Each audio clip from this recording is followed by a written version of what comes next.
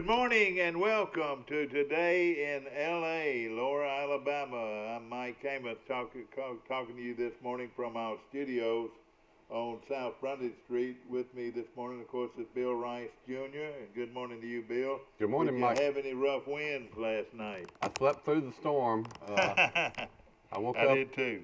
I woke up and it was 4:30, and I said, well, gosh, it should hit any time. And I went out, looked outside. It was calm as could be. And then I turned on the radar, and the thing was almost in Atlanta. And I said, well, my gosh, I guess we dodged a bullet. That's right. That's right. Got a little Halloween look this morning as we get ready for the trick-or-treat weekend, which is on Saturday. And the weather's supposed to start cooling up, too. So hopefully, if there's any good thing at all about this storm, is it's going to bring cooler weather to us. So that's what's exciting for me. That's good timing because my air conditioning just died yesterday. Oh, no. My AC unit. Did it die or? Well, it freezes up, and then I've got some kind of slow freon leak, and then it'll work for about 3 or 4 months, and then. That's on a fairly new house, isn't it? How old is that home? That house is probably about 25 years old. I didn't realize that. It's a modern-looking home, though. You know? But I'll worry about the getting the air conditioning serviced in March or April. Well, let me tell you this. A good friend of mine's in that business. His name is Terry. And, well, he has helped me many times. And, that's who Terry does help. Moats, and he's a great guy with A1 services, whether or not it's for air conditioning or heating. Yeah, that's who I call Terry. He's my guy, too. He takes care of me. I appreciate Terry very much. Yeah, Terry Moats, of course, is the son of the late, great Marshall Boy Moats, and, of course, grew up on Gibson on the what we call the Shellhorn Highway. Yeah. And played ball in that front yard. Had 8 children, and all of them sat down and ate breakfast, lunch, and dinner together. I bet. He didn't allow them to be coming in when his wife fixed breakfast or lunch or dinner. They expected all 8 to be right there, sitting there, ready to eat. What a fine family. And of course, what's the greatest family of all time? What's the name of them? The Amoses? No. No, on television. What was the greatest family of all time? The Waltons? The Waltons, yeah. How many were there of them? There was a lot. They're our version of the Waltons, the most. You know, I went to the visitation for Mrs. Rainey yesterday, and we're thinking about the Rainey family, but Mrs. Rainey and Jack Rainey had 3 kids, and one of them is Scott. The baby is my age, and Scott has, he has 7 or 8 kids himself. He's the one that played football for the Army. He was not a midshipman, but a cadet. He was a cadet, Army cadet, that's right. Yeah. Played in the Army-Navy game. And 3 times. That's right. And of course, great man and great family, and our prayers and our thoughts go out to the Rainey family. And I tell you, they've been in my thoughts for a long time because I knew that she had been ill. And boy, she was a stalwart. They were stalwarts in our church, First Methodist Church. You're exactly right. And Jack Rainey, bless your heart. I love you, and man, you're one of the great people of this community. And our prayers and our thoughts go out to you and your family. And of course, what a great man. Let me tell you why he's such a great man to me. He was Leon Hillier's best friend. Well, that tells you something right there. And that'll tell you something right there. The man that I idolized all my life was Jack Rainey's best friend, and they loved each other. And in fact, when Leon Hillier finally stepped down as the president of First Alabama Bank. Well, it used to be First A&M Bank, and then later on it was First Alabama. First Alabama. And then it was, the last name was, what's the big bank? Starts with an R, Regions. Regions. When Leon Hillier stepped down, Jack Rainey stepped in and became the president of Regions Bank for several years before he retired. And what a great man and a great family. And again, our prayers and our thoughts go out to them today. They moved to Troy in 1974. Mr. Rainey was a banker, of course, but grew up in Greenville. I think Mrs. Rainey grew up in Crestview, or the Panhandle of Florida. Beautiful lady. Yeah, oh yeah, it's very beautiful. It's so sweet and nice, and always upbeat. And then, so Scott moved here in 1974 when he was 9. And then my other good friend, Charles Bradshaw, moved here with Coach Bradshaw in 1976 when Charles was 11. And then I moved here back to Troy with my family in 1977. Yeah. So we were all real tight, but we all moved. So everybody that comes to love Troy doesn't have to be born in Troy, Mike. No question about it. Good morning. You're on Today in L.A. How you doing? Hi, morning. We're talking about Jack Rainey. He lost his wife. Alicia, we all know her as Billy May. Billy May. Yeah. And of course, wonderful lady. And you know that Rainey family is a big family in Greenville. Tuffy Rainey, Lionel Ed, both of them are good friends of mine, brothers of Jack. And then I think they had another brother. But all of them were very athletic and very well-known family in Greenville. Yep. Of course, Jack moved over here and was in the banking business, gosh, I reckon 40 years or more. And now he's affiliated with a great bunch of people. Yeah.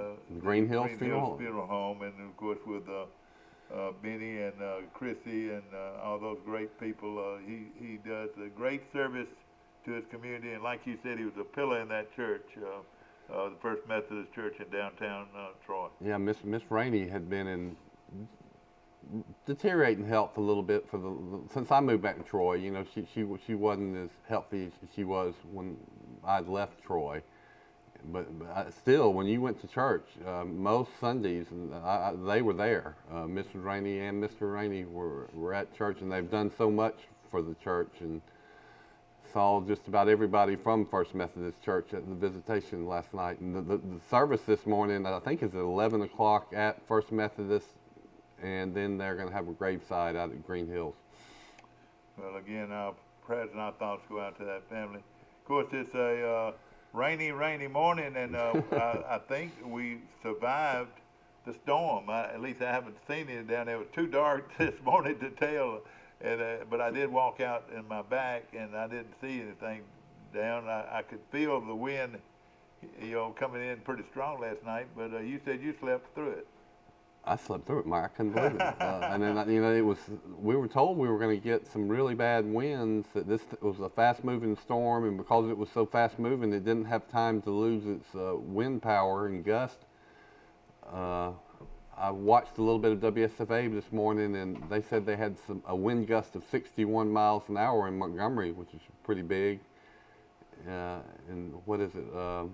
Camp Hill or Grove Hill had like a 90 mile an hour. Mobile had a 90 mile an hour wind gust.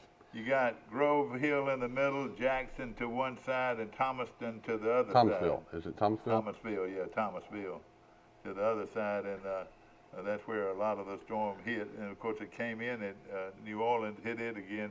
Boy, the Louisiana coast has really been battered by these hurricanes. I watched a lot of the Weather Channel and Jim Cantori yesterday afternoon. Have you always heard about this storm surge and how the water can come up?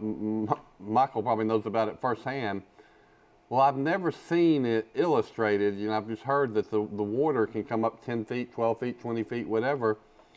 And they said, Jim Cantori said where he was, it was going to be he was in Biloxi, Mississippi, at the Golden Nugget Casino parking deck. And I've been in that casino many times. He said they were going to have a 7 to 11 foot storm surge right here, and he kept showing this marina. Then he walked back across, and he said, all right, here's the parking lot. And then he said, here's the parking deck. And he said, in a couple hours, this is going to be underwater. And then he showed the parking deck. There was no water in there, and there were about 5 cars in there. And he said, these people better get these cars out because the water is going to come in here. And sure enough, a couple hours later, the water in that parking lot was coming up to his ankles, then to his thighs, then to his knees. And I said, my gosh. And then it was in the parking deck. And the next thing you know, those cars and trucks and SUVs were underwater, floating in that parking deck. That was yesterday. Yeah, and then Boy. So those people never came and moved them? That's horrible. most of the people, there actually were about 20 cars when he started, and then about 15 of them moved them, but 5 didn't, because those cars were covered up, floating. Yeah. Stop signs were completely covered up. The pool was completely flooded. The cabanas were the little umbrellas. The water was up to the umbrellas. The parking deck, it was like the Titanic, the scene from the Titanic. The water came up one flight of steps, was as high as the doors, and Jim Cantori was on the next flight of steps, and there was 8 feet of water on the front. That happened in yesterday. 3 hours from the storm surge from the hurricane. Boy, he was showing another location when he was there for Katrina. He said they got up to 28 feet. That's what I was going to say. That Katrina actually That's like 3 basketball goals high. Yeah, Amazing. you know Katrina actually blew down the railroad, the huge railroad track right through there. I mean, that was almost unprecedented. The storm there at Katrina. Yeah. Well, it flipped the Isle of Capri, upside down. Yeah. A couple of casinos just totally got flipped. Yeah. My God. During the Katrina. But of course, but from what you told us just a while ago, it was a pretty rough day in the would you call it the New Orleans area or the Biloxi area? Yeah, no, the eyewall went over New Orleans. He got hit hard, the guy on Weather Channel, when I was watching it. And then all of a sudden, he was in the eye, and it was just calm as can be in New Orleans. But it was 110 miles an hour. I mean, it was a lot stronger than they said it was going to be originally. I don't know how you can invest. Barely 75 mile per hour winds. I don't know how you can invest in property like that. That every 2 or 3 years it's going to be completely demolished, because of a storm. And how can you buy insurance? That type of thing. I know. These insurance companies got to be really getting pounded. Boy, that's a good point there, Mike. We don't. I mean, they are. I mean, the flood insurance. Huge payouts for about 5 or 6 storms this year. That they're going through their reserves. Well, LSU probably will not be able to practice today. We definitely have that to means have anything. I mean, the storm's gone. It hit New Orleans, being on the eastern side's where it's bad. The western side's fine. I tell you, Baton Rouge is fine. That's amazing. Well, hopefully, and our prayers and our thoughts are with those people, and hopefully, it'll clear out and everything will be back to normal. As I mentioned, LSU travels to Auburn this weekend for a big showdown match against two of the top teams in the SEC. Ooh, I can't wait for that one. I mean, this is a must-win for both teams. They both already have 2 losses, and you got to like the way LSU played this past weekend against South Carolina with a freshman quarterback. Looks like Miles Brennan's not going to play, and this Finley kid is going to have to go in Auburn, and normally that would be a scary thing with crowd noise and one of the toughest places to play in America, but when 17,000 fans are there, it's not that bad. Yeah. Mike, what makes this guy so special? First of all, he's 6'5" and weighs 250. I mean, he's huge. Is he a pure freshman or a redshirt freshman?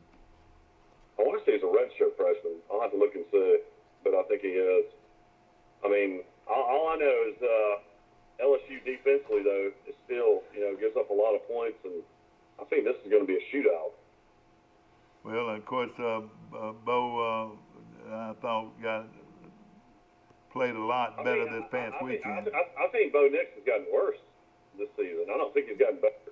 He can still make plays, but his fundamentals to me look awful. He never sits in there. He's falling backwards half the passes he throws, and I'd rate their wide receiver though probably one of the top 10 receivers in the country, wouldn't you think? Yeah.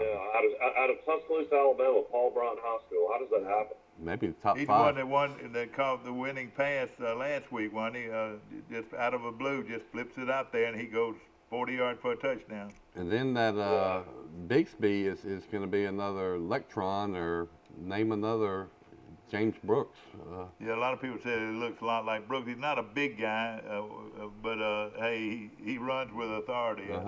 That was Brooks. Remember, Brooks was not big, but he ran hard. And Mike, over the years, every time Malzahn got a good running back or a good running attack, the Auburn was very successful on offense. So, you know, with his emergence and Bo playing a lot better, the receivers catching the ball a lot better, Auburn's a lot better team on offense. Auburn might hand it to LSU in this situation. What do you think? No, I don't see that. I don't think Auburn's going to blow out anybody this year from what I've watched. They just don't have the talent on the defensive front and the offensive front, and they lost the best offensive lineman, Brandon Cancel. They're only returning starters out for the year. Yeah. So that's another lineman they lost. I mean, Auburn's big issue is you got Schwartz, you got Williams, two guys that are legit 4-4 guys, but Nix can't throw a deep pass. I mean, most of those passes are probably 20 yards, and they run after the catch, but he has no touch on a deep ball. And Schwartz, they say, is the fastest guy in football. So that's what I've heard. Is he strictly is he a running back or a wide receiver though? What position does he actually play? He's a wide receiver, but I mean, look at Mac Jones' deep ball, and look at Bo Nix's deep ball. I mean, one of the best in the country, and then one of the worst in the country. Yeah, but look out! One thing. How do you out throw a guy that's 4'2"? Yeah, but I tell you one thing about Bo Nix, he's a winner. He's a winner, and he'll never be easy to beat. I guarantee you. Yeah, I agree that he's real competitive and he makes plays. He makes some bad plays, but look at the game last week against Ole Miss. He made some. And again, big plays. remember Malzahn. He made great plays against Alabama last year. I mean, I thought he won the Iron Bowl, to be honest with you. Some of the runs he made and some of the throws he made, I thought he was unbelievable last year as a freshman. Mike, remember who was the great back Auburn had a few years ago that made their attack so good? Trey Mason. Trey Mason, all right. This guy's a lot like Trey Mason, and when Malzahn gets a back like that caliber, look out, Auburn's going to be tough. But they're running a different offense this year. They're not running that hurry-up offense. I wonder why Chip Lindsey didn't get involved in trying to get Booby Whitlow. I mean, maybe it was just off the field, and maybe he wasn't good in the locker room. But where did Whitlow end up going, and is he playing now, or has he got to sit out? He ended up going to, like, Western Illinois or something like that. Like some school you would never think a guy. I mean, I thought he was a pretty good running back. Well, let me tell you, the biggest disappointment, and Chip, good morning to you this morning. I know you're watching our show, and of course a lot of the staff people are because they're all good friends of mine and so forth. But Chip, your running game has been disastrous. Your running game has not. Everybody said this is the best group of running backs Troy's had maybe in history, and they hadn't done a thing. Yeah, I hate to say that, but that's the truth. What happened to the strong kid that they played against Middle Tennessee? I mean, you can't tell me that guy can't get 5 yards a carry. And he is a big, pretty thing too. He's like 6'4", 230 pounds. And with this rule that they can get their scholarship back after the year, man, why don't you take a chance with a big back like that? I mean, I just don't understand. I mean, the first game you had D.K. Billingsley still running. They don't even give the ball to D.K. at all, and he ran for 1,000 yards last year. They're just not running the football. It's offensive line play for. Is that what it comes? It must be it. It must be that must be it. A big part of it. But of course, this will be the biggest win in Chip Lindsey's young coaching career at Arkansas State. And their whole season. It basically comes down to this weekend. You're either going to go 3-3 or you're going to go 4-3. Well, if they win it, they're still in great position to make the. The rest of the schedule's tough, though. I know, but they can. If they could win it, get everything clicking on all cylinders, they could make the conference championship game. Yeah, I'll tell you how tough it is to play against Arkansas State. Last year, we played them in a hostile, big 20,000, 25,000 seat stadium. We gained right at 700 yards in total offense, and they still beat us 45 to 38, or something like that. Yep. Yeah, I think the final score last year was 50 to 43. 50 to 43. But what I'm saying, even when we run up and down the field on Arkansas State, they still find a way to beat us. I don't know why. Big game tonight in the Sun Belt. Great exposure, South Alabama, Georgia Southern tonight in Statesboro. South Alabama has won 2 in a row, and Georgia Southern, I think, has lost 2 in a row. And Georgia Southern is only a 3.5-point favorite at home tonight. Pretty interesting. Well, I'm gonna tell you this, though. I really like Georgia Southern in this situation. They're playing at home. They run that option, and of course run it very well. And they got a real good quarterback. South Alabama has played well, and they, like you said, Mike, just a moment ago, they're getting more exposure than they've ever gotten in their life. I mean, everybody knows where South Alabama is now, and that's been good for their program. South Alabama beat Southern Miss 32-21, and then they lost 2 straight. A heartbreaker to Tulane, then they got blown out by UAB, but now they bounced back, beat Texas State by 10, and beat La Monroe 38-14. So that COVID issue they had where they had to take a break really helped. That really helped them. I mentioned it when that happened that this is a big break for South Alabama. Troy would have beat them 2 or 3 touchdowns early in the year, I think. Yeah, might be right. Hey, did you see that the Wisconsin-Nebraska game is canceled? Not they postponed. have canceled it. Yep. I mean, the whole team is like at least 12 players have COVID, isn't it? Well, it's 12 people. It's 6 players and 6 staffers, including the head coach.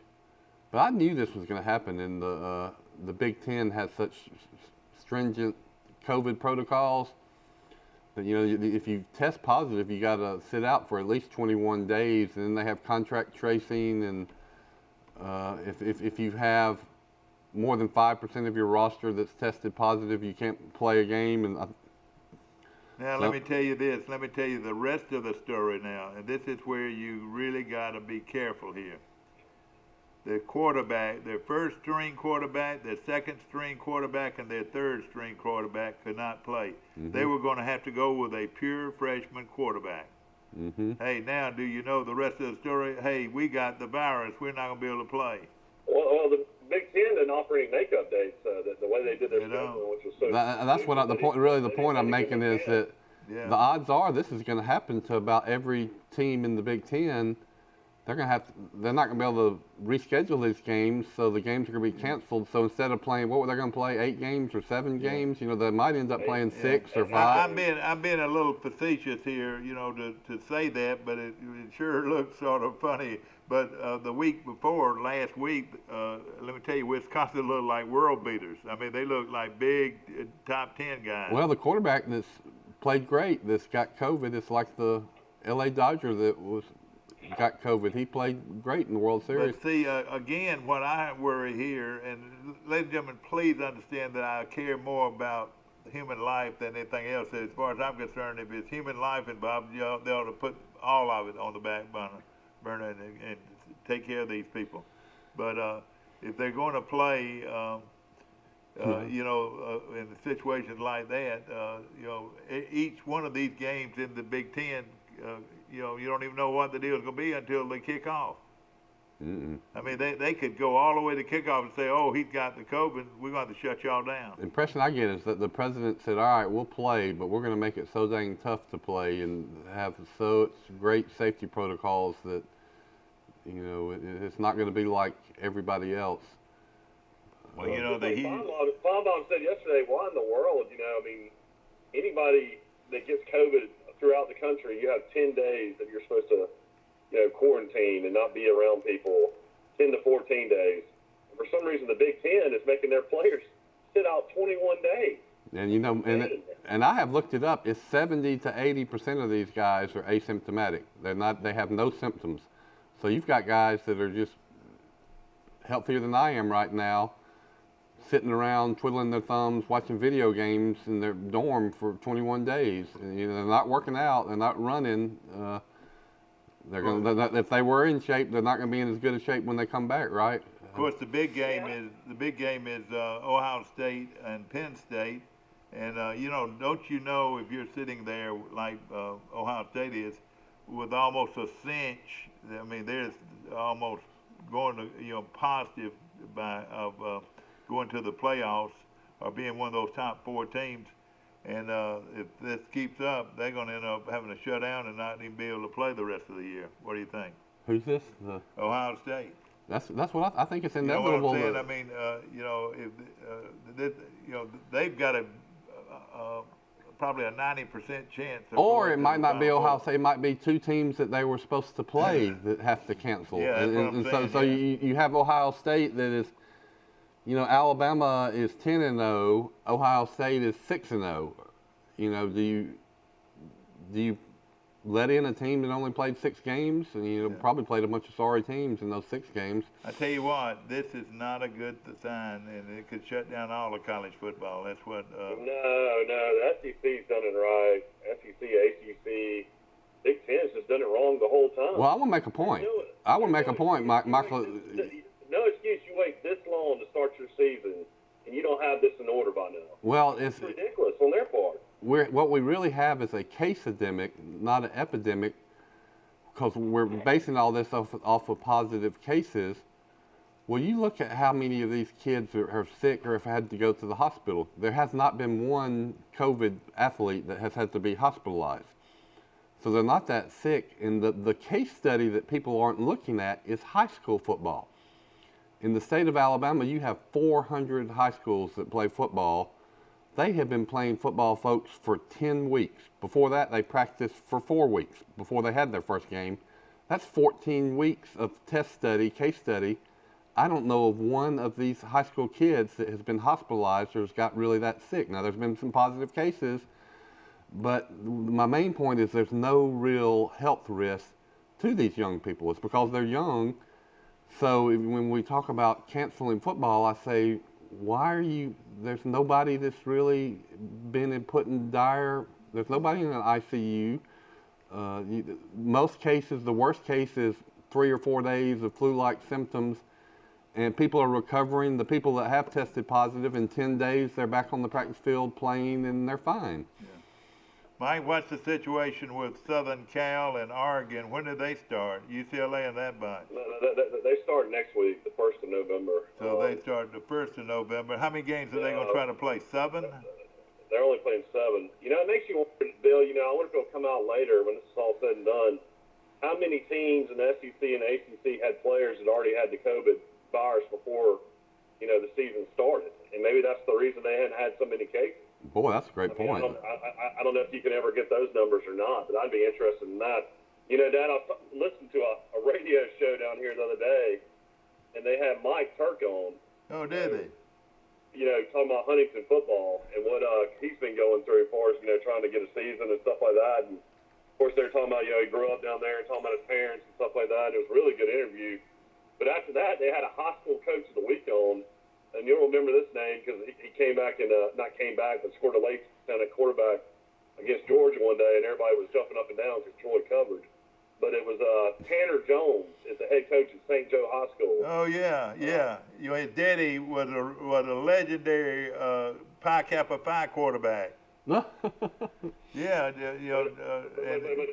But Tanner Jones, you remember he played quarterback, I guess, after Nutter. That's right. And like I guess the mid 2000s. Great kid from we were Hitchcock, Sop Choppy. He was from Sop Choppy, Florida.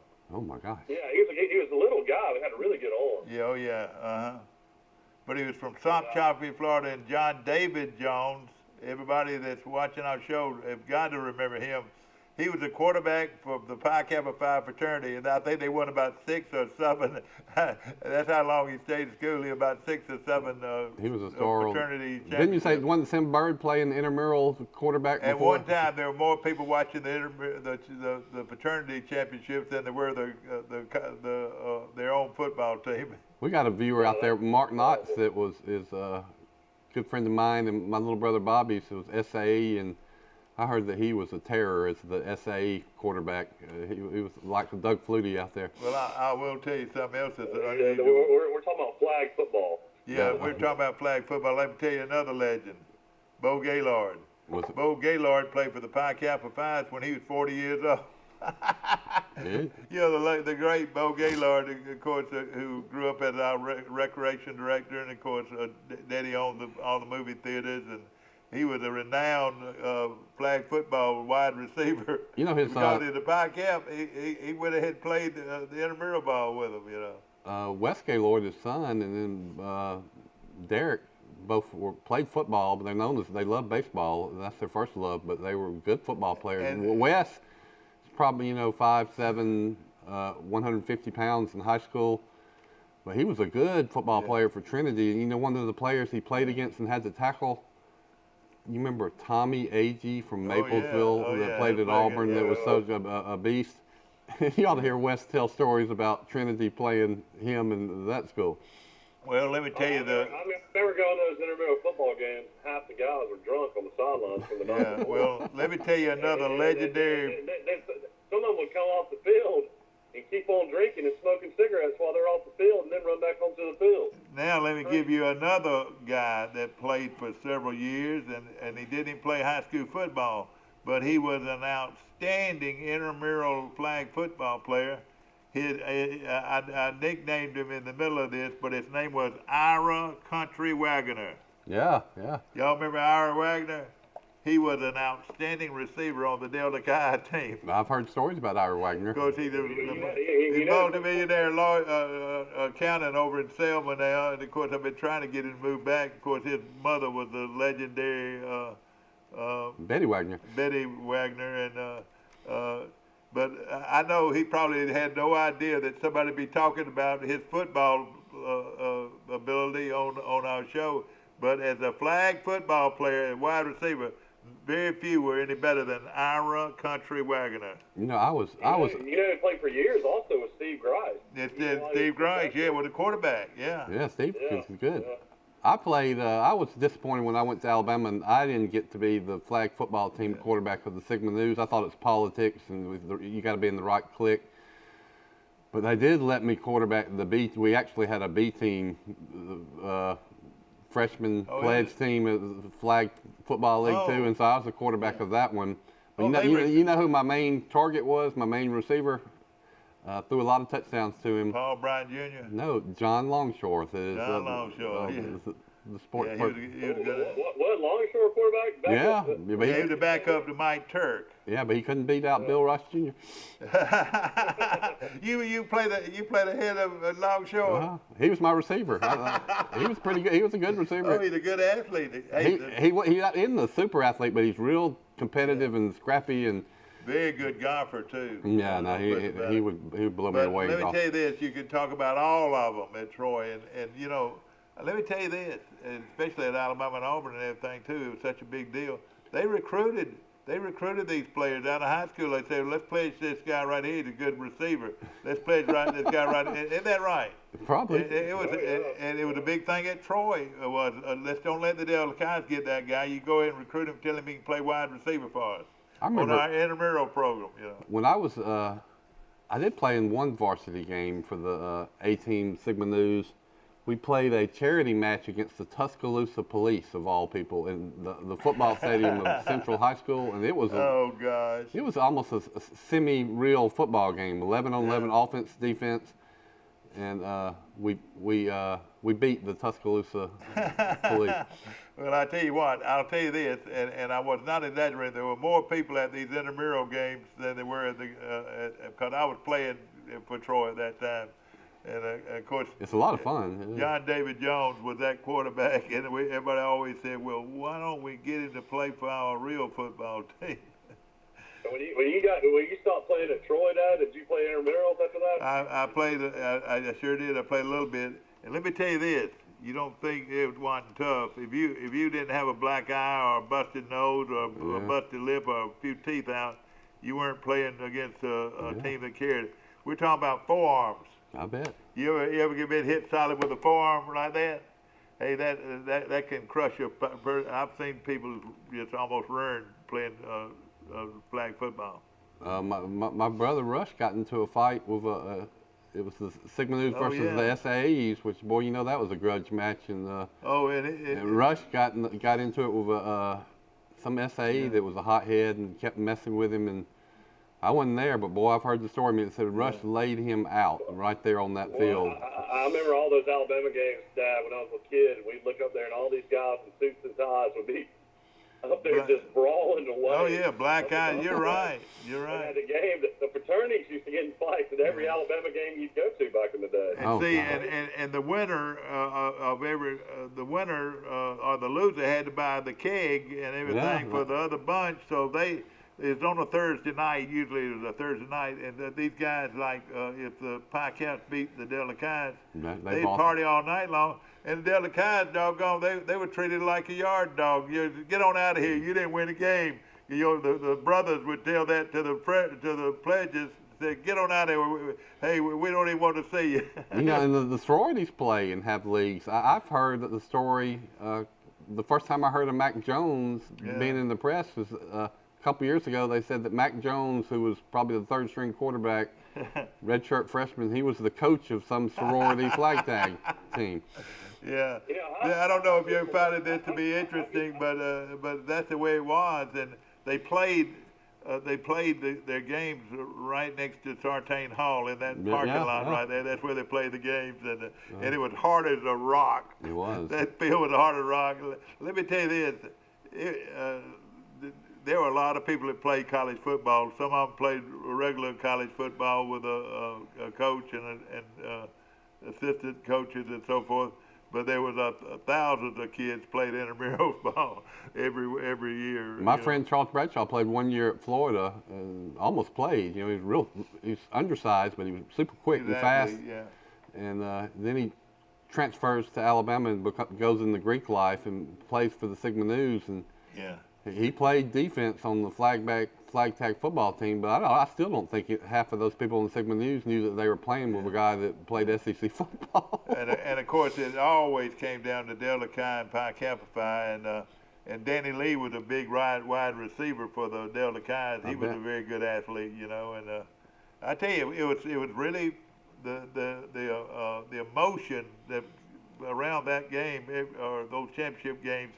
And the intramural ball was tremendous. I mean, you could hear a pin drop, and then all of them had their war cries, and it was just really dramatic. I wonder if that's still that way. If you could have filmed it, it would have been you could have made a movie out of it, Yeah. Dad, you're lucky you didn't die. You were dumb enough to play in a Troy alumni football game at 33 and 4. Oh, let me tell you something. Going up against a bunch of young, like 19 and 20-year-olds. I had to play against I had to line up against a guy that played 4 years for the University of Florida, and it was like a boy playing against a grown man, and I was a grown man that looked like a boy, Now why would he have been in the alumni Troy game? Well, let me tell you this, and I'll just make it clear. If I owned a business and I had one of my employees that played in a reunion football game, I would fire him right there on the spot. And I felt the same way about softball. If I had an employee of mine that slid into second base or slid into third base and he worked for me, hey, I would fire him right there on the spot. You're saying it's an injury waiting to happen. Because he was putting that softball game above his livelihood. And the same way with that playing in that Hall of Fame. So I remember they had some alumni. They had some alumni games. He was out there playing tackle football. Whose idea was that? Crazy, just a bunch of crazy guys that wanted to live their life over again. But I remember playing in it, and I had black eyes and crooked teeth and whatever after it because hey. Those bunch on the other side didn't play. Like I said, the guy from Florida, hitting him was like hitting that light pole out there. I knew I was in trouble for a long time. I said, what have I gotten into? No. And then you're not in condition. But my buddy Ricky Thompson, if he asked me to do something today, I'd probably do it because he's that dear a friend. So this one like for Troy University, this was just a bunch of people trying to play football? No, this was high school kids. This was Charles Henderson alumni, wasn't it? The Charles Henderson alumni. That's what it was. I think they asked my dad to play, and I think he considered it briefly, and thank goodness he didn't do it. And see, they put you in a uniform. Here you are, you're making a living the next day, and they got you playing. Talked you into playing in a football game. Have you ever seen that clip where Archie Manning played in the Ole Miss? They had one of these alumni games at Ole Miss. Oh, yeah. He was probably 44, 45 years old, And But and on one play, he was the old Archie Manning. He ran around the whole field and then threw a touchdown pass. I ran away from this guy most of the time, but whenever I had to go right straight on to him, it was a huge mismatch. And let me tell you this. You run into a ex-college football player that's worked out all his life and 15 years younger played in the SEC, and let me tell you something, he is a mean mother, I'll tell you that right there. He's a mean guy because he's gone through it. And when he hit you with a flipper, you knew you had been hit with a flipper. I think you might be able to do it for one play, and then that would be all. Y'all did call you called it a flipper, didn't you? Yeah, that's what Dad called it. And the problem was, for so many years, you didn't have a one face mask, and they hit you with that flipper. And I remember playing in games where both me and the other guard had both black eyes and busted mouth and whatever, because the guys on the other side were B-team football players that hit you with a forearm. Dad played some game. He broke his nose in high school, and he just kept playing. They put it back. Yeah. Well, Mike, we've got a bunch of good football games this week, and of course tonight we were mentioning South Alabama at Georgia Southern. I just cannot see South Alabama going to Georgia Southern and beating them in football.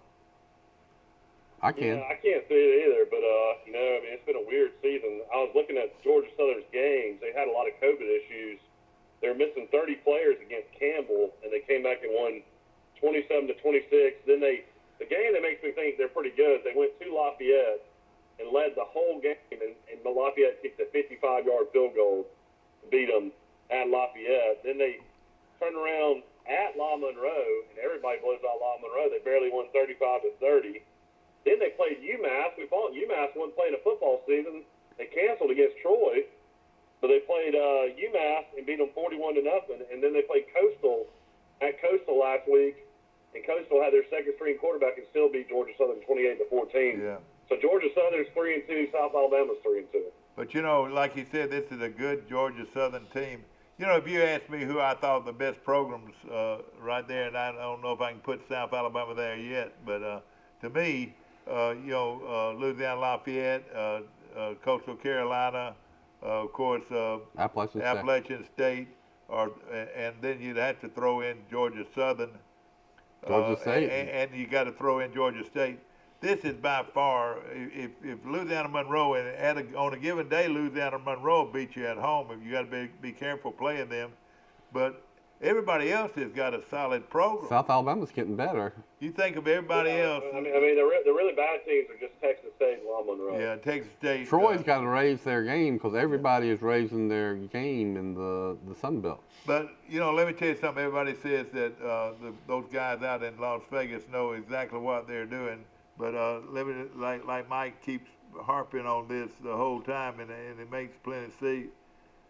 Troy is a 2.5-point underdog, and how in the world does that happen?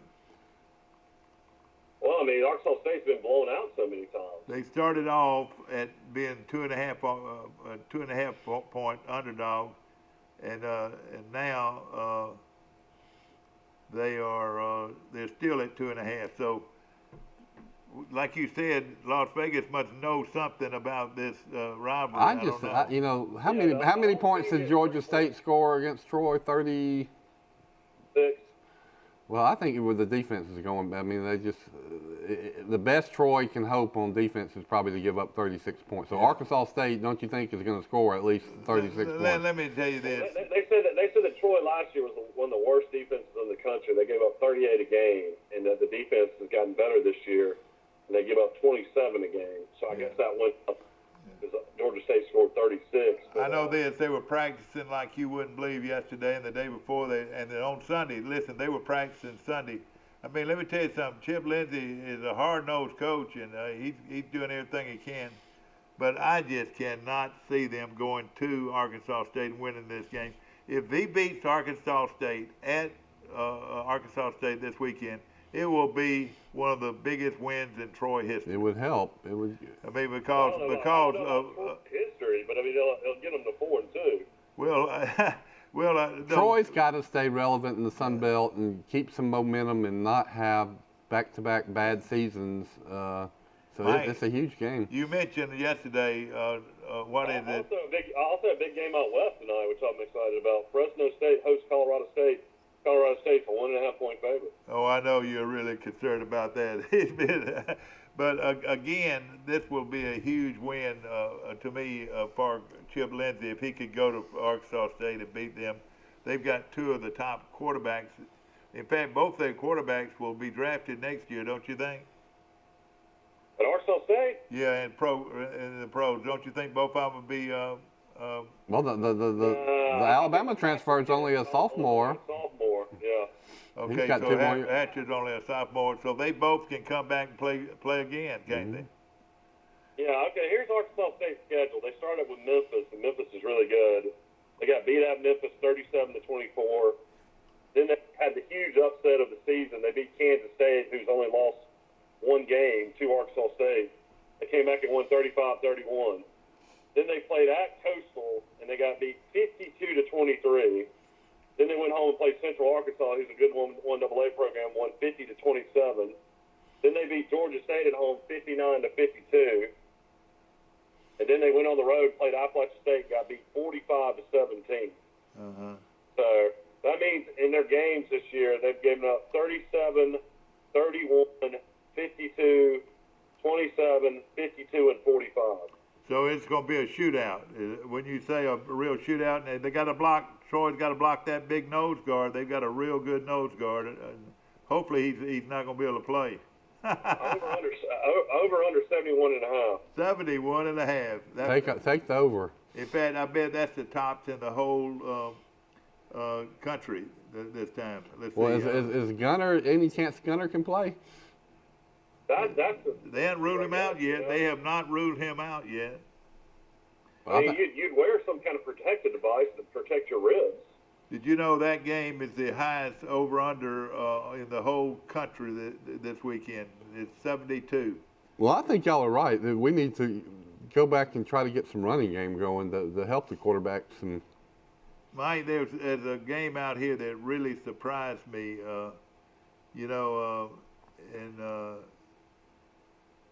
And it's Kansas State. What about this on the road? Appalachian State's a 32-point favorite on La Monroe. I tell you what, Monroe's not that bad, I don't think, but I might be wrong. But I was looking at Kansas State, Mike, and let's see if I can find it. Here it is, West Virginia. West Virginia and Kansas State. West Virginia is a 3.5-point favorite over Kansas State. How in the world can they be a 3.5-point favorite over Kansas State? I don't know, man. I watched them against Texas. I'll tell you what, Kansas State will beat their butts off. They must be playing in West Virginia then. They're playing at West Virginia, but I bet that game is going to be cold. Yeah, it's going to be a lot of cold games. Actually going up to 4. That game's going to be on ESPN2 at 11 a.m. Did you know very few people, and I know we're doing a lot of talking back and forth, but that's what this show's all about. It's a talk show. Television, laid back television. Do you know that last Sunday out west in Denver, when they kicked off, it was 10 degrees. That's amazing. 10 degrees in Denver, Colorado last week, and Kansas City had to play in it, and they handled it with very little effect. This quarterback at Kansas City, he's so good. He don't let anything bother him. And but again, 10 degrees. And of course, this week it's going to be a lot colder, and it's going to be cold at Arkansas State. It'll be cold in Tuscaloosa. Mike and I, one of the reasons why I'm so adamant about this game is we've been so many times over there and gotten beat. I mean, they are hard to beat at home. It's Arkansas State. Yeah, the high Saturday is going to be sunny and 60, low 39 in Jonesboro. Yeah. What about Tuscaloosa? But I think it's good that Troy plays in the daytime instead of at night. They usually play this game at night, and it's always around Halloween, pretty much. Yeah, Tuscaloosa is going to be unbelievable weather. It's going to be 71 and a low of 53. Oh, that's not be right. But, ladies and gentlemen, the big talk and the thing that got us sort of excited this morning was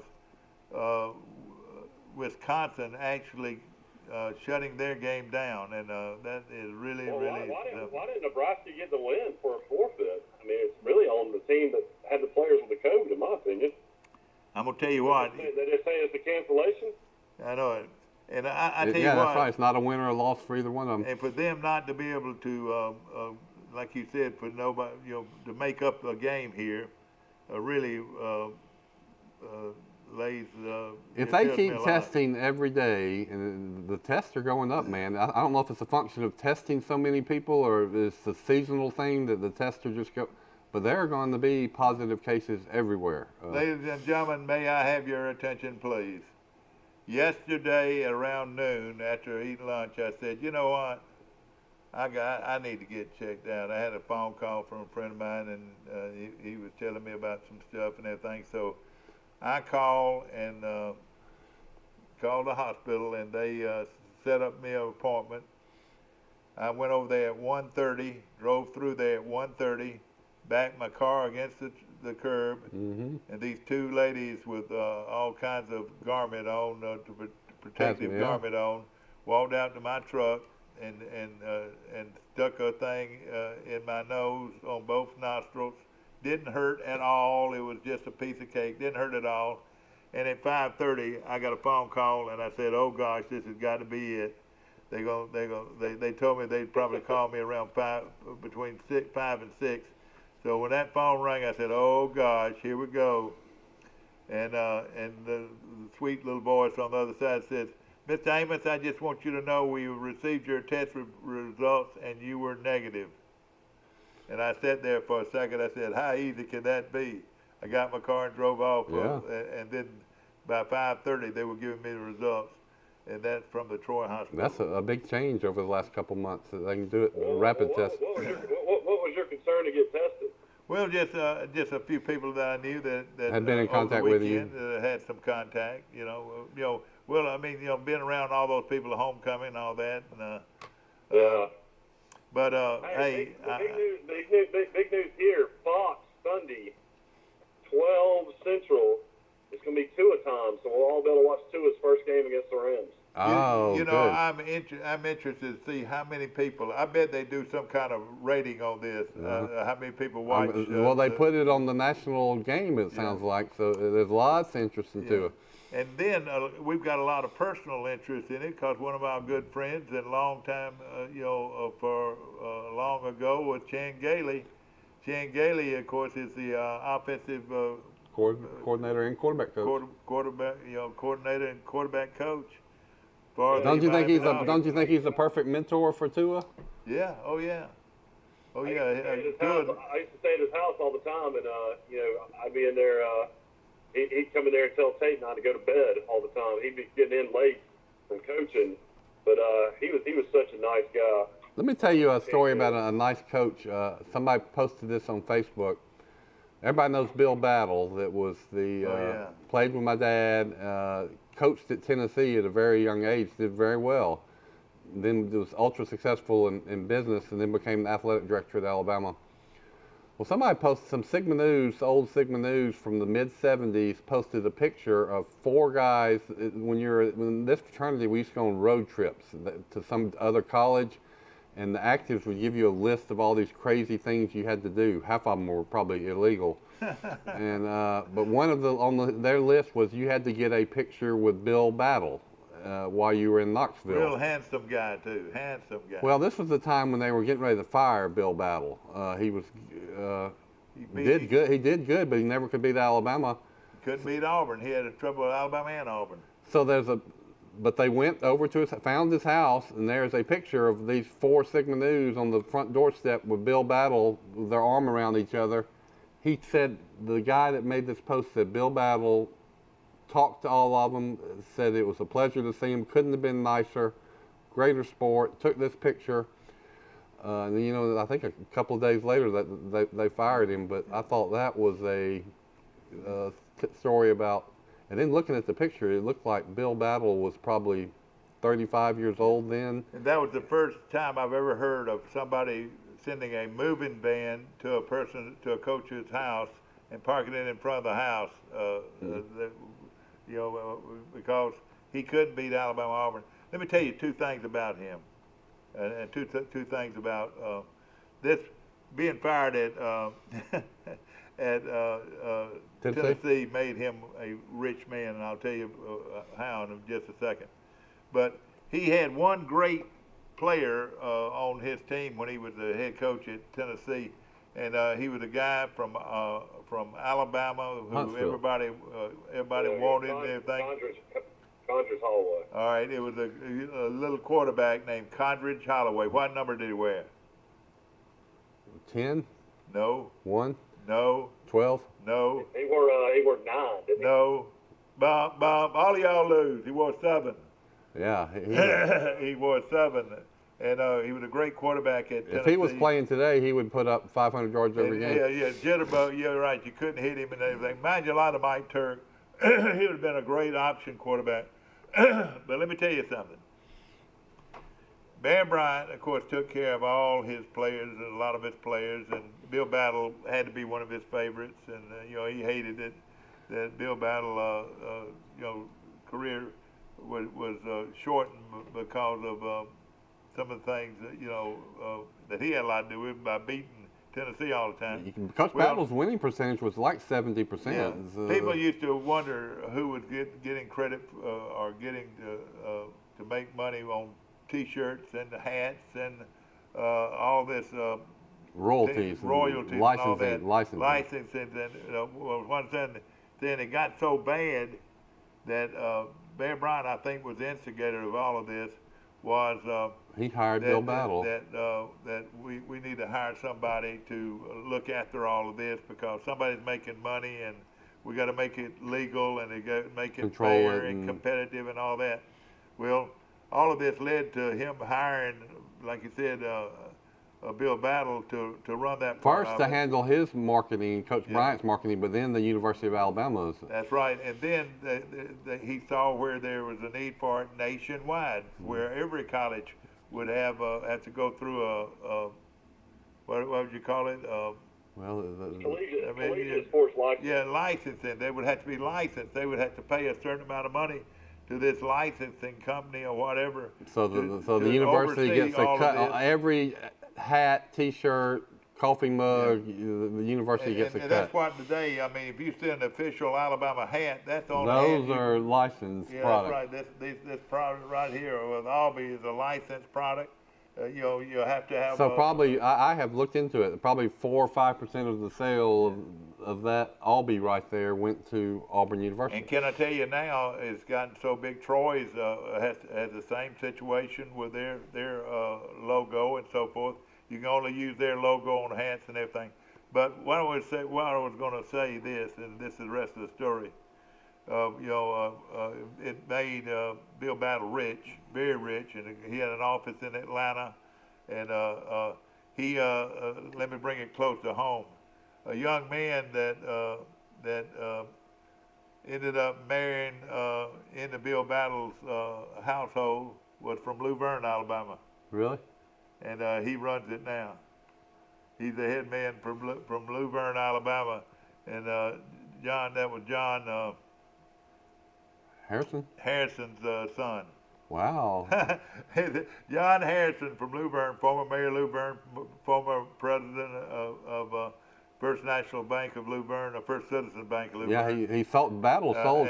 Coach Battle sold the company for a lot of money, but his family is still involved in it. Well, his son married into the Battle family, and now that's the rest of his history. Where does Harrison live now? I can never see him anymore. He lives in the Florence area.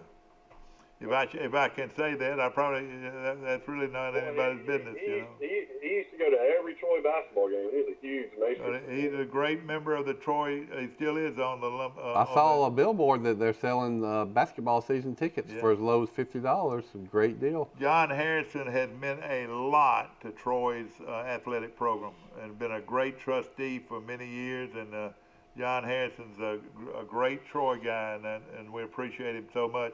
The reason I wanted. We hung out with Battle one night after the Alabama Sports Hall of Fame banquet. You and I did, Dad, and Condredge Holloway was down there, and Leroy Jordan was down there. We were down there, I guess because you're on the selection committee, we got to go to some VIP area. Yeah. And all those guys were super nice. And I tell you what. Bill Battle is first class. We talked to Bill Battle for over an hour, and he and Leroy are still big buddies, and we talked to him about Bill Rice. That's probably how I got into the conversation.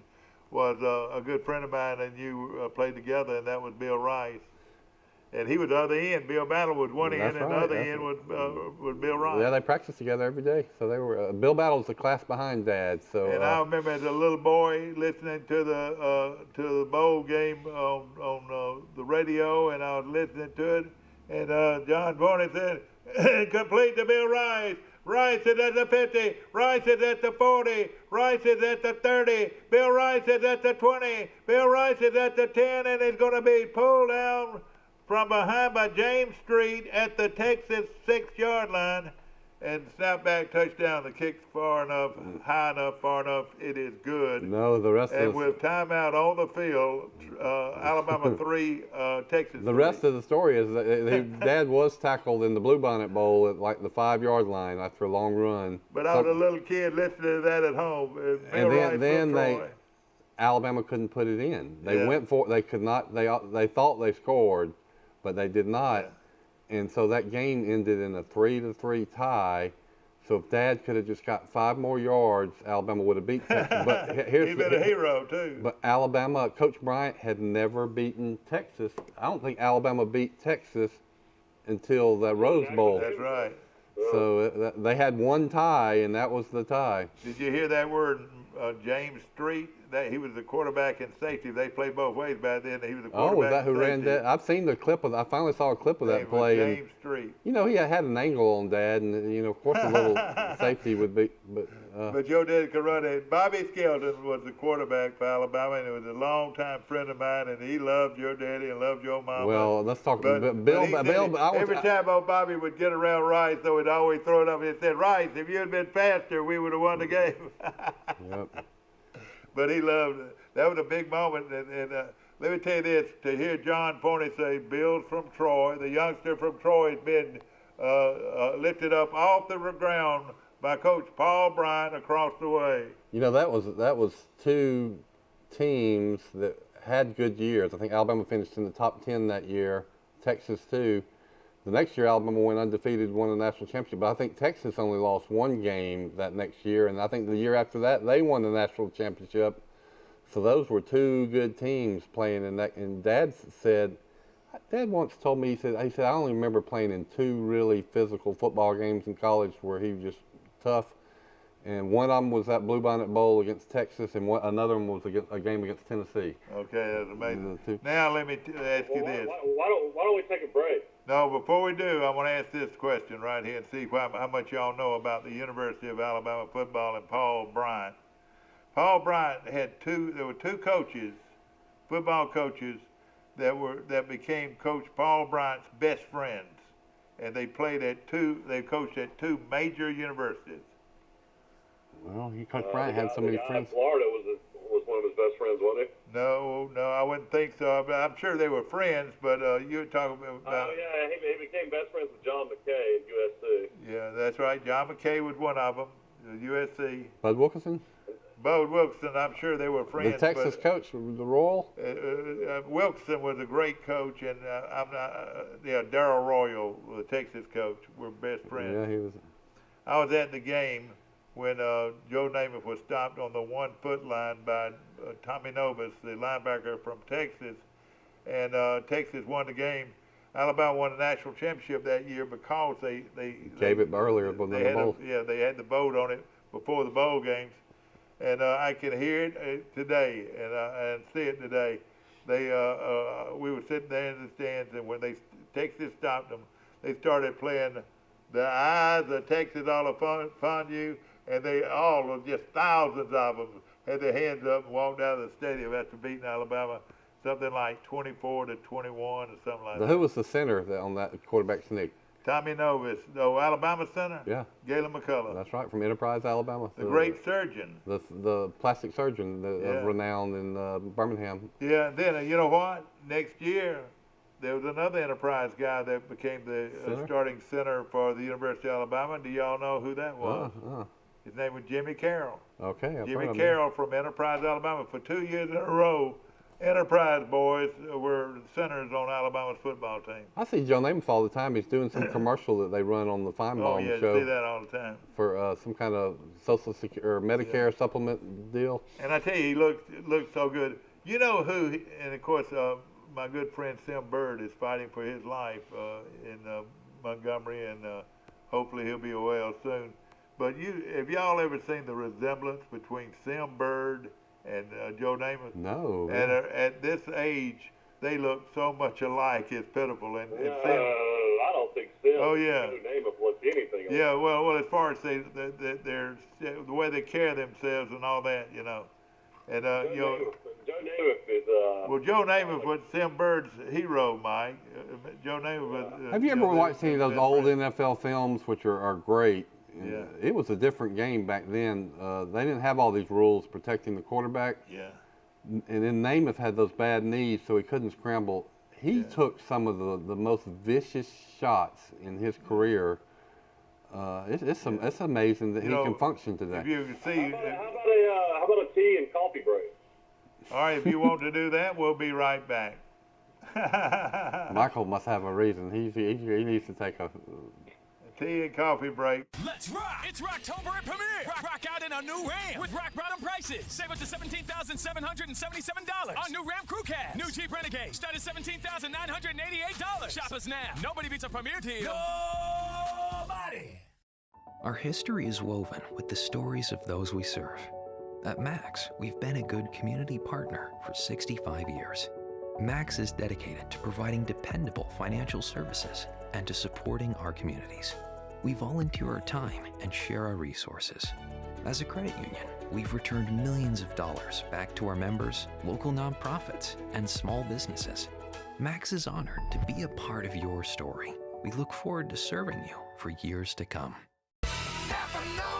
Trojan Auto Parts of Troy, home of Napa Know-How. Stop by and see owners Mike and Melissa Kilcrease and their Napa Know-How team with over 100 years of combined experience. We're the only locally owned parts store in Pike County, and we're fully stocked and ready to serve you. We pride ourselves on being your go-to parts store, not only for the simple items, but we specialize in those hard-to-find items as well. Trojan Auto Parts, the right part at the right price at the right time. Napa, a name you've trusted here in Troy since 1945.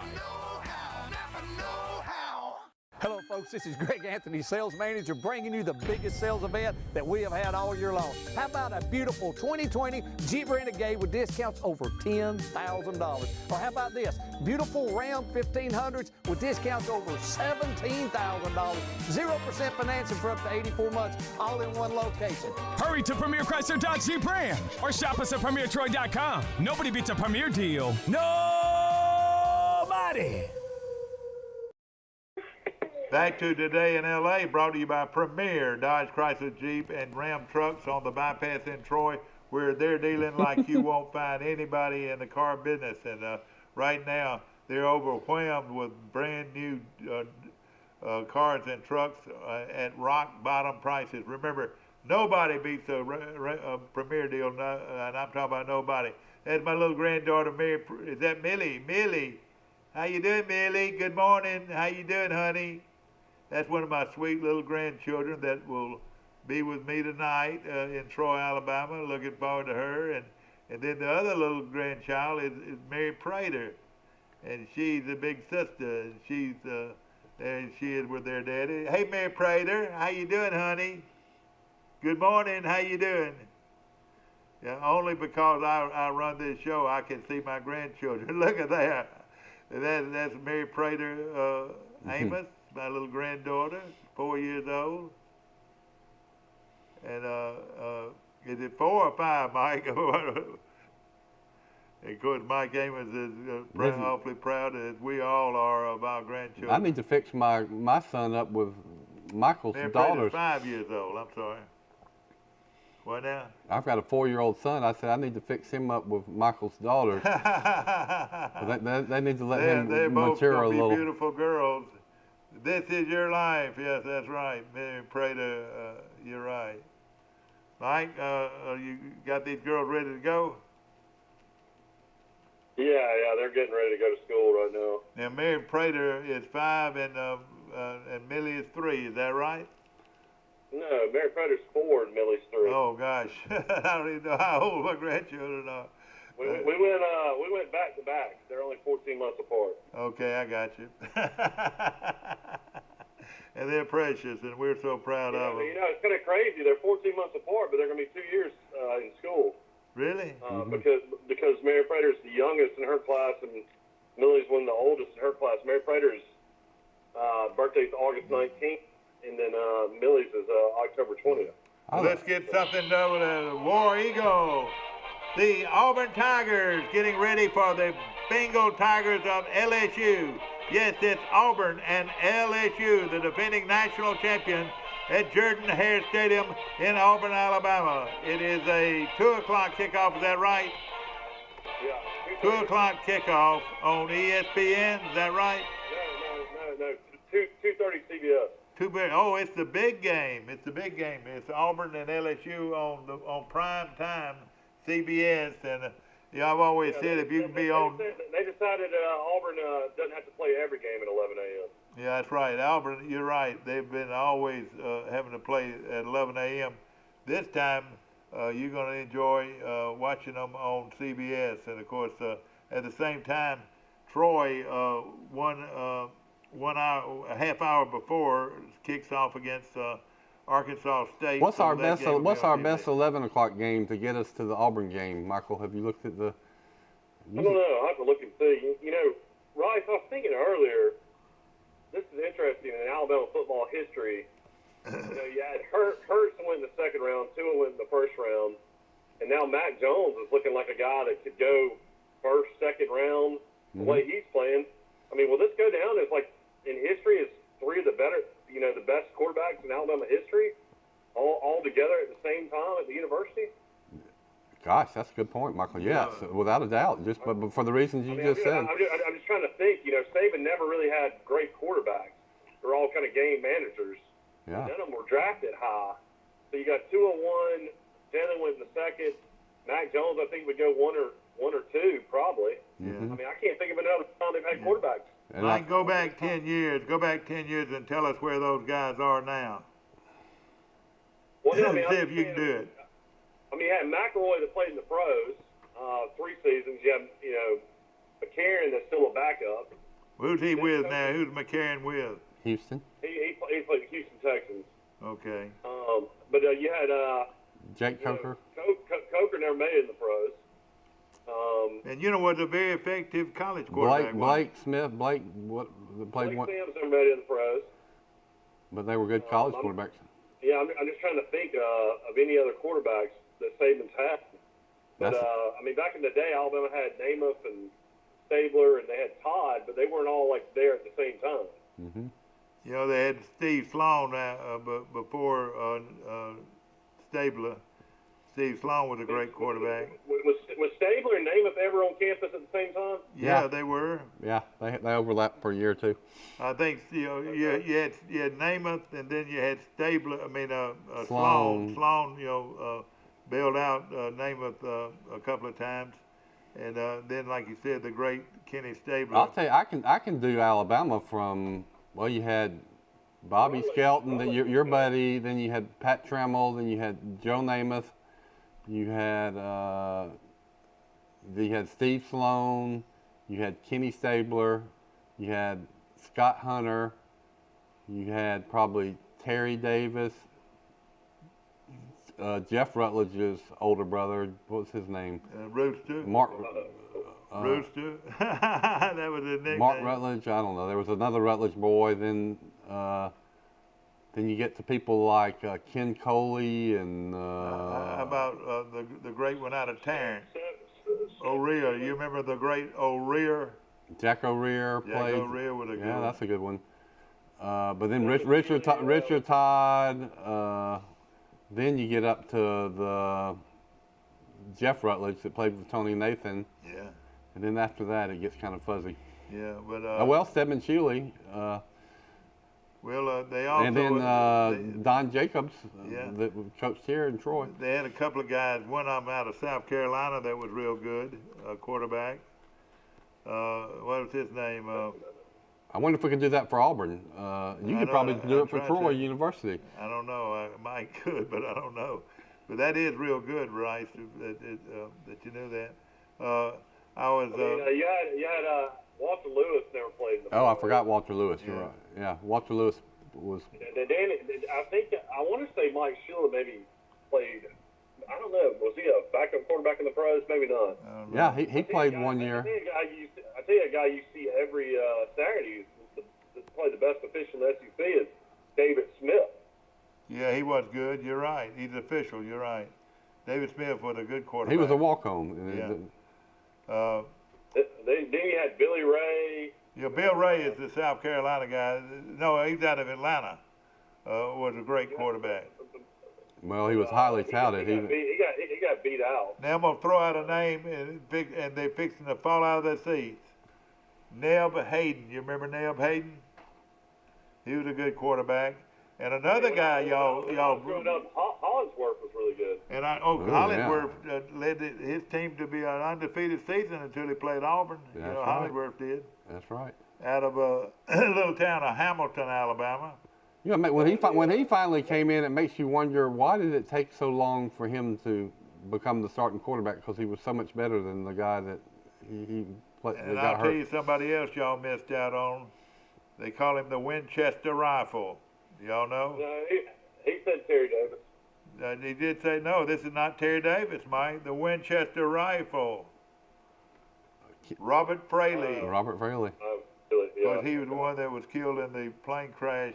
One of the bizarre events of everybody. I mean, y'all remember? Yeah. I remember watching the news, and they said there is a jet airplane that is flying across America that is no pilot. Everybody's deceased in the airplane, apparently. Yeah. I mean, what do you do in that situation? I mean, are you safer to shoot it down or just wait for it to crash?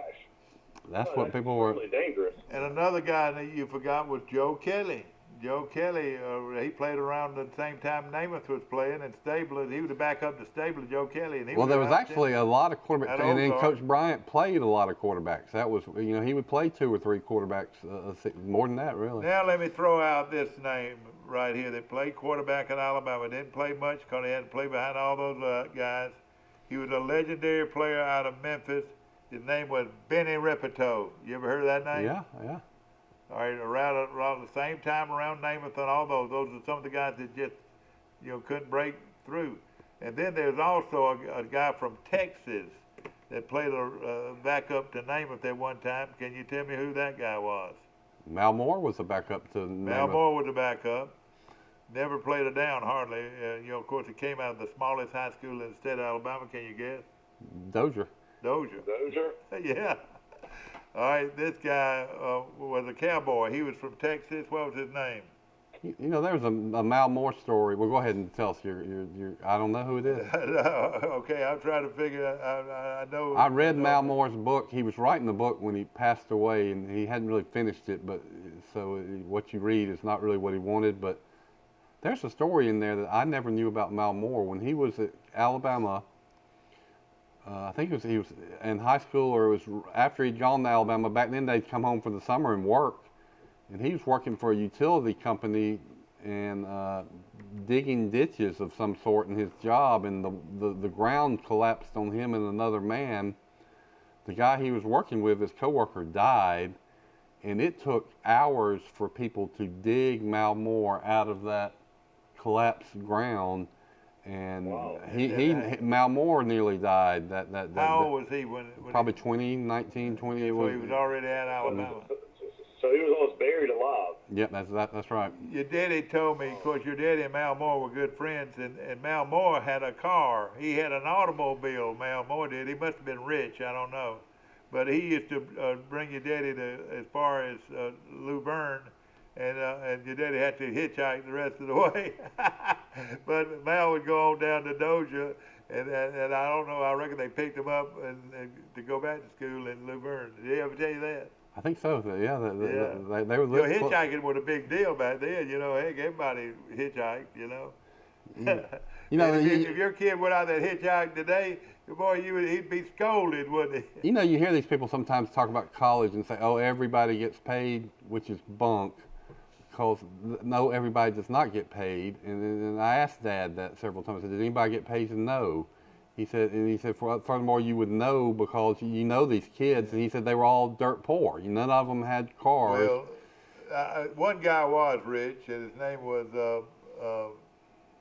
Pat Trammell, and he drove around in a white I bet he was the only player on that team that had a car. When he Triumph convertibles, he drove around in. His daddy was a doctor. It's about like Tip College kid playing at Alabama. That'd be the same thing. Yeah. But we're still waiting for that name of that player that played at Alabama. That he's from Texas.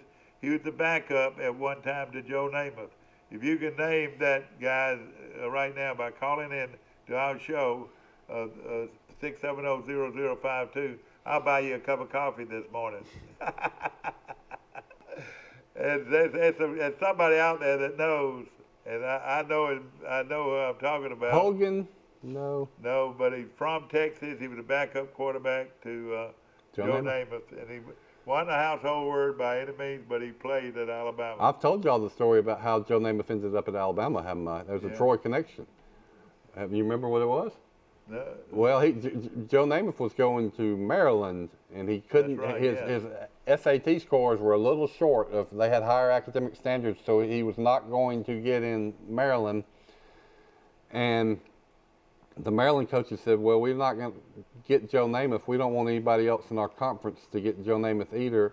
And so a coach on the Maryland staff knew Charlie Bradshaw and called him and said, Coach Bradshaw, we got a player we're getting ready to lose that y'all need to get and look at. And Coach Bradshaw jumped on it, told Coach Bryant, and the rest is history. Joe Namath ended up at Alabama. We're still looking for that guy's name. And I tell you, Jimmy Ramage, the former mayor, the president and CEO of First National Bank of Brundage for so many years.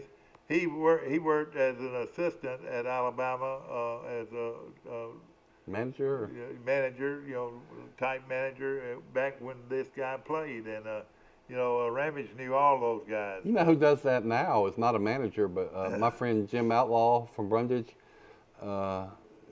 His son was Alabama graduate, I think now, but he is in one of the top videographers on the university staff. They film every practice and everything, and he's watched just about all the Alabama practices for 4 years. All right, let's see what we can do about Auburn, starting with their 55 national championship or 57 national championship team.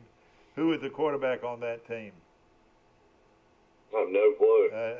I can remember him well, and the running back was Bob James, wasn't it? Bob James would run running back. Billy Atkins was one of the running backs on that team. Wasn't that team later put on probation? You didn't have to bring that up, Mike. Bob James was before that. Why do you want to stir up trouble, Mike?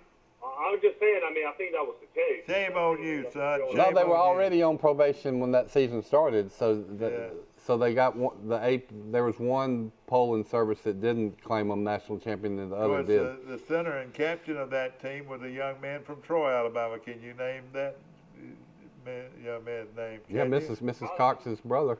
Who? Miss Ken Cox's That's right, brother. Ken Cox's brother. Yes, exactly right. And of course, he was a captain of the Auburn football team and center on that championship I know his name team. He was a great player. Oh yeah, no question. But Bob James was before that. He played in the 2 years before that national championship team. Yeah, that's right. And of course, Jimmy Seidel, but that was later on. Jimmy Seidel and Mickey Zobko and Pat Sullivan. Pat Sullivan? Oh, you're talking about quarterbacks. Yeah, quarterbacks at Auburn. Well, we got a guy named Randy Walls. Randy Walls, yeah. He was, a lot of people don't realize it, but he was the quarterback on Bama punt. He played a lot at Auburn. Larry Blakeney was the quarterback before Sullivan. Larry Blakeney was the quarterback before him, exactly. Later on, you had Charlie Trotman, you had Reggie Slack, Jeff Berger. A lot of good quarterbacks. The quarterback that played for a long time in the NFL that was on that great and the guy that was out of Hartsville, Campbell, Randy Campbell. I'll tell you one after Jimmy Seidel, and Seidel was a great one out of Birmingham, but was my buddy out of Hartford, Alabama. Tom Bryan was a quarterback. Later on, they moved him to a running back, but he was a quarterback before Larry Blakeney. Tom Bryan, and of course, Campbell. What was the guy that played for the Washington Redskins? Jason Campbell. Jason Campbell's a great quarterback. Well, and I'll tell you this: this guy is very close to home, and one Cam Newton wasn't too bad. Yeah, with Bowden, Alec Bowden was a quarterback at out of Brundage, was a quarterback at Auburn. You know Alec Bowden, AB. Who's the one that was the assistant coach in the SEC? Damian Craig. Damian Craig was awesome in college. Great player. We saw him play high school. We played against them my junior year down in Mobile. Yeah. And nobody could tackle him. Dad called the game. Yeah. I think Charles Henderson got beat 42-14, and the only time we scored, Sinclair went 90 to 85 yards. Let me tell you this, ladies and gentlemen. Only time they scored against Blunt. I bet if Blunt looked back over their history, or Viger, I don't know which one he was. I want to say maybe Viger. Sinclair rushed for 300 yards against Viger. Did you know that? No. Down there at their place. Isn't that right, Mike? Yeah, it was Blunt. Craig played at Blunt. Yeah. And played Blunt. We played Blunt my sophomore year in Troy, and then my junior year we played them down in Mobile. Blunt, it was either Blunt or Viger that kept us from advancing in the state playoffs every year. You remember that? It was Blunt both years. It was never Viger. Yeah. Now Viger, some people say, had the greatest high school team in Alabama history. Back a couple years before that's when they had Electron. Viger would come up and play Pike County.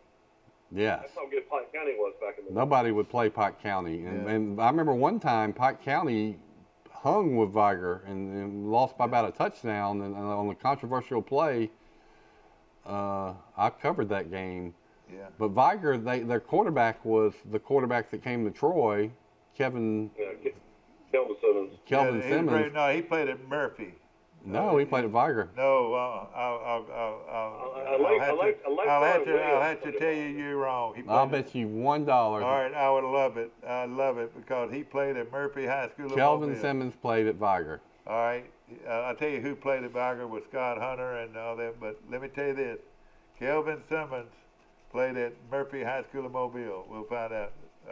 I got your next breakfast. That was an easy $1, but. Yeah, that Viger team, and they had 8 or 9 Division I stars on that one high school team. Well, he was a great player, and he should be in the Hall of Fame if anybody. In fact, they ought to do away with Hall of Fame, Mike. If they don't put him in it. I'm telling you, he was that great. He was a great player, and there was also a linebacker who was a straight A student, played out of Viger, Mike. And he wasn't but about 5'10". If he'd been 6'2", he'd been a household word. Yeah, that guy was great. Yeah, Anthony Rabb. Anthony Rabb was another great one out of Mobile. Then we had an outside linebacker that was from Enterprise that played in that first Nebraska game that was really good. Oh, yeah, Nick Colbert. Yeah, Nick Colbert, yeah. He was a good one. And then, of course, there was a great one. Yeah, he was number 35. Yeah, he was a good player for Troy for a long time. And if you talk to the offensive coordinator at Tennessee, he was an outstanding player on that team that went to play Nebraska. Out of Tallahassee, Alabama. Derek Ansley, a great player. Derek Ansley. He had where did T. Martin go? And did he play at Viger, T. Martin?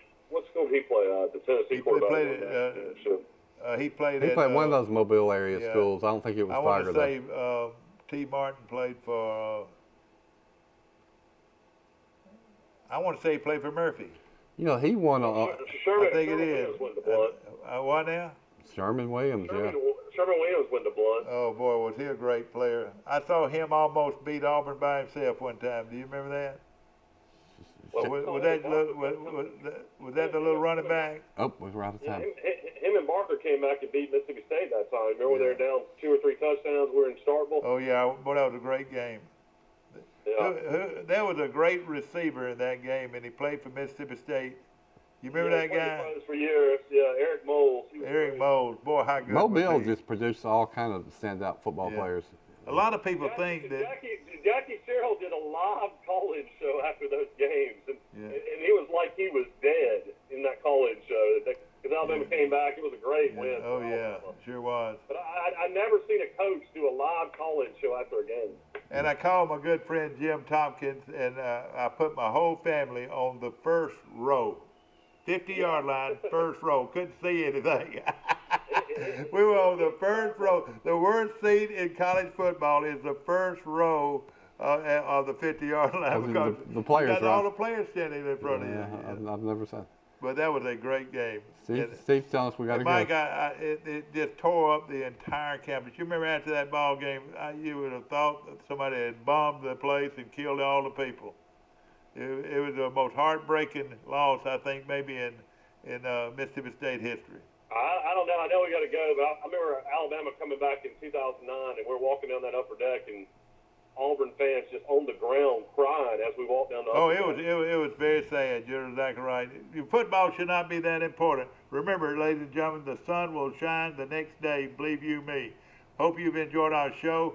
We'll stay tuned for Premier Dodge, Chrysler Jeeps, the Ram trucks. Picks of the week tomorrow, right here on this show, and I will let you know who will win in high school and college football tomorrow, right here on this show. Thank you, Bill Rice. Thank you, Mike Amos. Have a great day and stay dry. Hello, folks. This is Greg Anthony, sales manager, bringing you the biggest sales event that we have had all year long. How about a beautiful 2020 Jeep Renegade with discounts over $10,000? Or how about this? Beautiful